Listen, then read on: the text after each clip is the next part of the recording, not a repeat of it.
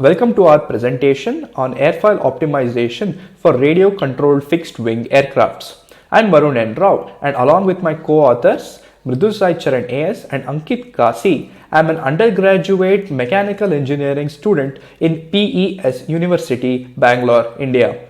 This paper is our attempt to carry out shape optimization of airfoils in order to maximize their lift-to-drag ratio. We chose to focus on airfoils that had a specific use case in radio-controlled fixed-wing planes. All of us are members of our university's aero modeling team and have taken part in the AIAA Design Build Fly competition in the past. It was while working on this that we hit upon the idea to carry out some shape optimization of these airfoils so that we could perhaps apply this in future competitions. We wanted to achieve this by using a combination of a genetic algorithm and an artificial neural network. Because we wanted to optimize airfoils for RC planes, we had to choose airfoils that performed well in low Reynolds regimes, and our preliminary results have been plotted.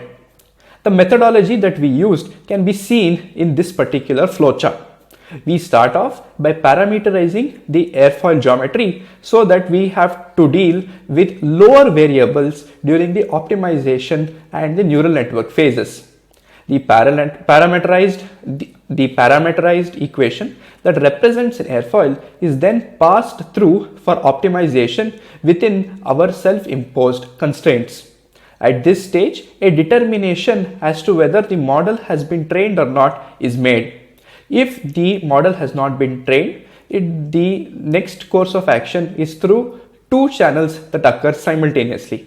One channel is the artificial neural network that predicts the output of the lift to drag calculation.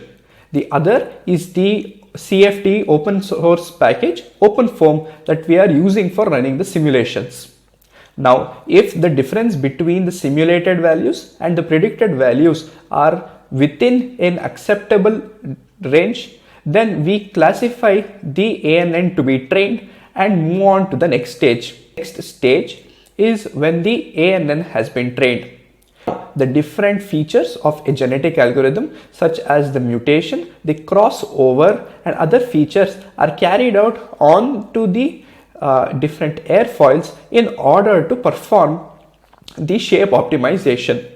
Now, once the optimization has converged to within our accuracy limits, we can say that the optimized airfoil has been achieved. Utilizing this methodology, we not only cut down on the computational power that we require, but also on the computational time. Next, we go to the process of selection of our airfoils for training and validation. As I mentioned before, we are solely interested in the regime of Reynolds numbers between 70,000 and 200,000, since this is the range that most radio-controlled planes fly in. RC planes, particularly for competitions like the DBF, are designed to complete their mission with just the permissible amount of weight. Any more, and there will have to be significant trade-offs in performance. So by maximizing the L/D ratio, we can cut down on extra control surfaces such as flaps that are generally used in takeoff. The composition of our training set was majorly from the Ceiling series with a good representation from the Epler airfoil series and also a few Dreda airfoils. Next, we go on to the parameterization of these airfoil geometries. The parsec parameterization is a method that utilizes parameters that are flow oriented. These parameters also control the geometrical and the aerodynamic properties. These parameters are designed to be intuitive but aren't really visual. Representation of these parameters can be seen in the image. The Bezier splines are a subset of a parametric curve that trace curves in space using control points. The number of control points indicate the order of the curve. The curve is traced by interpolating between these different control points. While this is an industry standard method to parameterize and visualize models, it cannot reconcile physical features such as the curvature of the airfoil or the point of maximum thickness, with algebraic control points in space.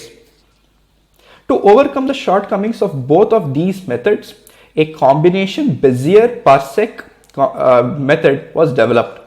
This method utilizes the parameters that are used in the parsec method as control points for the Bezier curve. The control points now physically signify features of the airfoil instead of being abstract random points in space. The method traces 4 curves: a leading thickness curve, a trailing thickness curve, a leading camber curve, and a trailing camber curve. The parameters that are used as control points in a BP 3333 method can be seen in the table. This is a thickness curve that was generated using the Bezier parsec method. This particular thickness curve is for an airfoil from the Drella series. Next, we come to the genetic algorithm. Now, the genetic algorithm is a subclass of an evolutionary algorithm that are inspired by natural selection based on the fittest features. This utilizes all the trademark biological operators that we can see in evolution, such as mutation, crossover, and selection of the fittest. This method is initialized by using a single set of individuals who randomly pair and beget offspring, and mutations may or may not be introduced at a later stage, and the offspring begotten are then evaluated on the basis of a fitness function. Now, the different constraints that we utilized in this study are as follows. We wanted the crest, that is the point of maximum thickness of the airfoil, to fall between 20% and 40% of the length of the cord. We wanted the maximum thickness to be no more than 12% of the length of the cord. We wanted the maximum camber to be 10% of the cord. We wanted the trailing wedge angle to be minimized, and the height of the trailing edge was capped at being 3% of the length, though preferably it was to be 0. We go to an artificial neural network. The artificial neural network is a typical machine learning algorithm that has been inspired by the connections between the neurons in a human brain. Multiple perceptrons, and the connection between each perceptron is used to store the information from each iteration of training and to use the same for judgment or prediction of certain variables. Now, this connection is called as a synaptic weight. Now, we have utilized certain innovations of multi-layer perceptrons such as dropout layers and back propagation in order to increase the accuracy of the network. Now, the architecture that we have utilized can be seen in the next slide and depicts a network with a dropout. As we can see from this slide, there are multiple inputs, 4 hidden layers, 2 dropout layers. In order to validate this model and confirm convergence, this ANN was trained using a limited number of airfoils within a particular series. In addition, the network was trained for a single angle of attack for faster computation times and lower computational costs. Preliminary results indicate that the model can be scaled for a large set of airfoils and a wide range of angles of attack. The preliminary data set was split in an 85-15 scheme, with 85% of the airfoils being used for training the network and the remaining 15 being used for validation. The ANN accuracy with and without the dropout was evaluated, and the results are presented in the following slides. Activation functions used were the sigmoid function, the hyperbolic function, and the swish functions.